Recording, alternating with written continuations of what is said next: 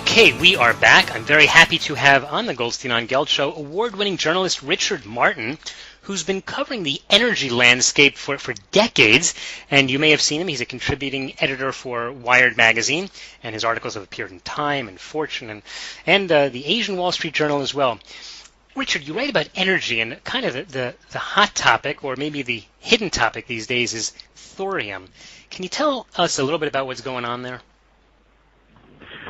Sure, Doug, and thanks for having me.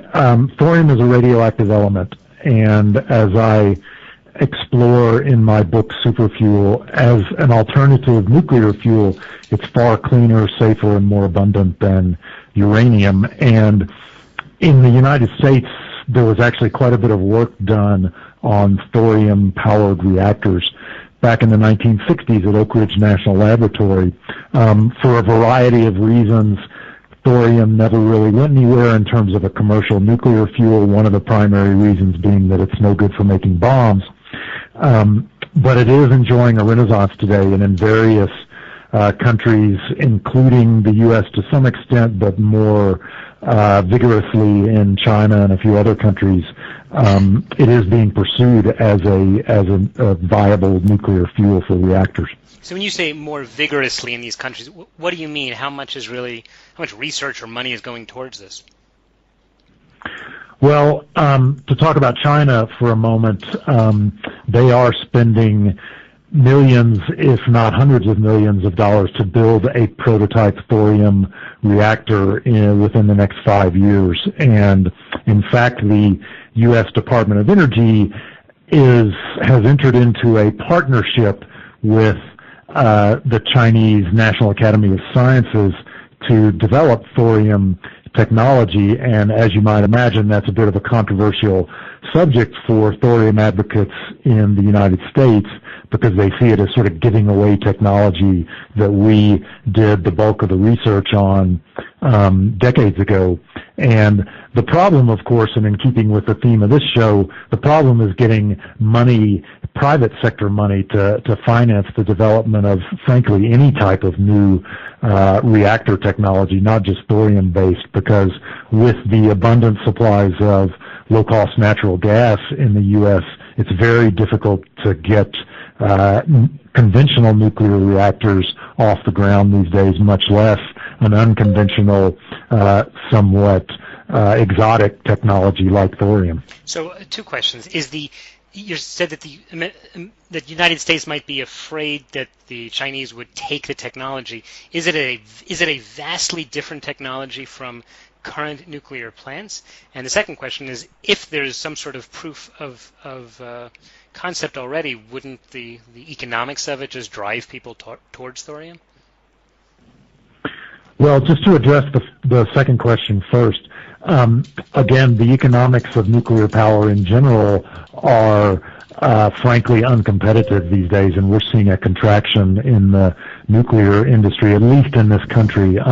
Again, that's not true in countries like China and India, which have major reactor building programs going on because they need access to low-cost electricity over the next 20 years with the economic growth that they're experiencing. And the other thing to keep in mind, and we should mention, is that nuclear power in general, and specifically thorium reactor technology, is zero carbon emissions. So if, like many people like myself, you believe that we need carbon-free electricity and we need it quickly, really in many ways nuclear power is the only way to go. The concern that you mentioned was that the Americans said, well, we don't want to give away this technology to China, but is it so radically different from what's already out there in nuclear power plants? So there's sort of a two-part answer to that question.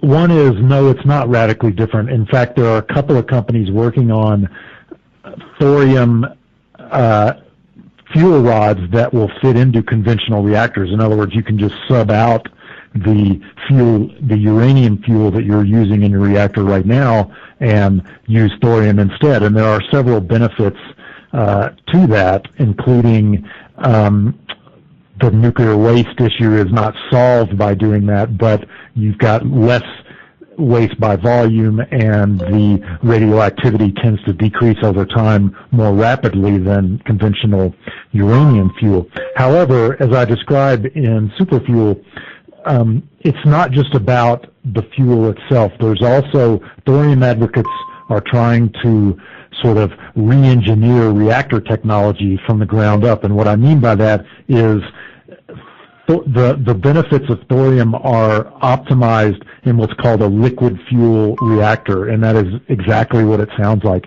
The fuel itself, where the nuclear reactions take place, is a liquid. It's not a solid. And there's several benefits to that, including, if you think about basic physics, when a fluid heats up, it expands. When it expands, it naturally slows down the nuclear reactions, so it's a self-governing reactor. The chances of a major meltdown like Fukushima are virtually nil. The other thing is the design of these reactors. It's like a bathtub with a drain in it, and the drain is stopped with what's called a freeze plug.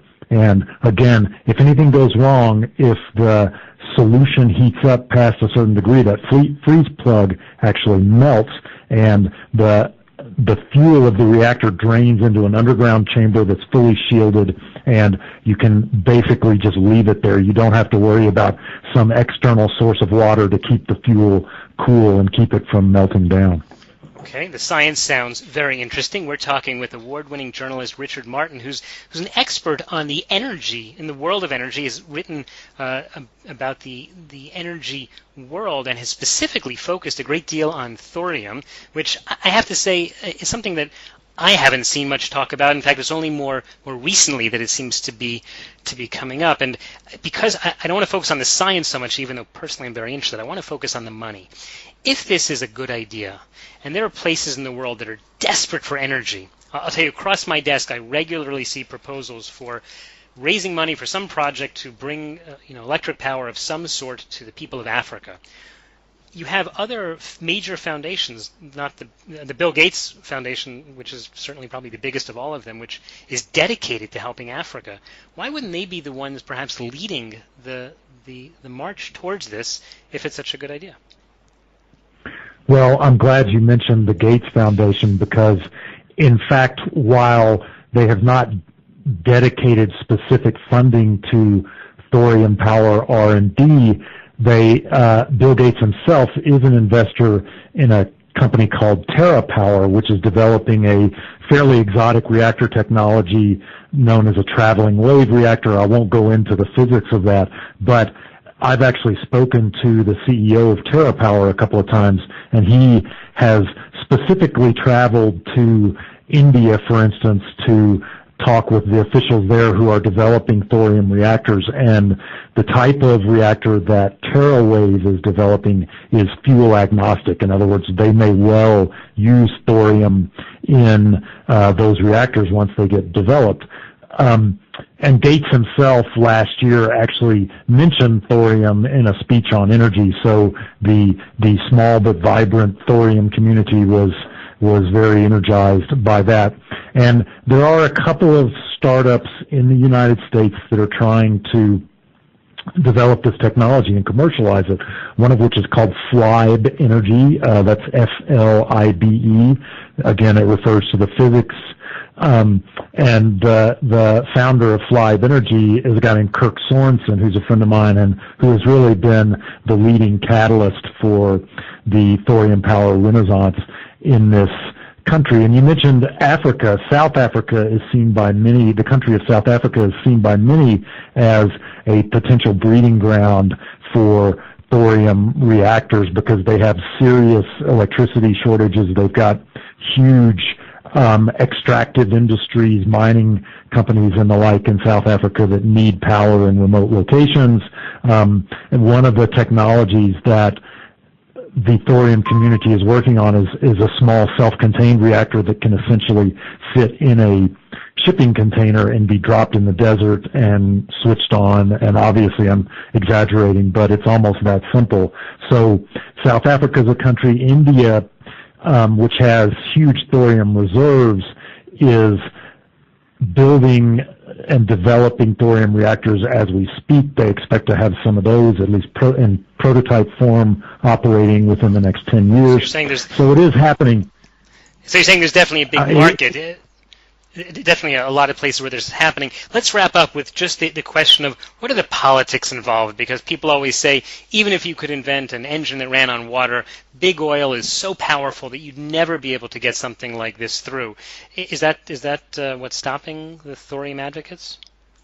Well, as much as I would like to blame all the ills of the world on big oil, I don't think that's quite accurate. The fact is there's a big nuclear establishment, as it were, that has what they see as a very reliable, low-cost source of fuel, a very well-established uranium market, and there are people in the world who will tell you that uranium is going to go into scarcity over the next 10 to 20 years. Specifically, I've spoken to officials in India who feel that way. But again, going back to the United States, where I'm based, it's very difficult to get a new reactor technology licensed, and essentially the nuclear power industry at this moment is not very interested in new fuel cycles. So it's really going to have to happen, as you sort of describe, in an energy-hungry country like India, like South Africa, where the licensing process is more streamlined, the government can get behind it, and there will be private sector funding available. So the way I put it is, the thorium power renaissance is going to happen. It's just not going to happen in the U.S. first. All right. Well, we will have to wait to see. We've been talking with Richard Martin, who is an award-winning journalist and an expert in the energy world. Richard, in just the last few seconds, tell us, how can people follow your work and learn more? Well, one place is my website for the book. The book is titled Superfuel. The website is www.superfuelbook.com, all one word. I would also invite people to have a look at the company I work for, which is Navigant Research. We do clean energy research and analysis, and we can be found at navigantresearch.com. That's NAVIGANT research.com. All right, that sounds fabulous. We will, of course, put links to those websites and to your book at the show notes of goldsteinongelt.com. Richard Martin, thanks so much for your time. Thanks very much, Doug. You've been listening to the Goldstein on Gelt Show with money maven Doug Goldstein. Doug's weekly radio show is heard around the world, but if you miss it, you can download the podcast at www.goldsteinongelt.com. The Goldstein on Gelt Show gives you up-to-date financial ideas so you can get on the path to financial freedom. If you'd like your questions answered on the air or off, send Doug an email to doug@profile-financial.com.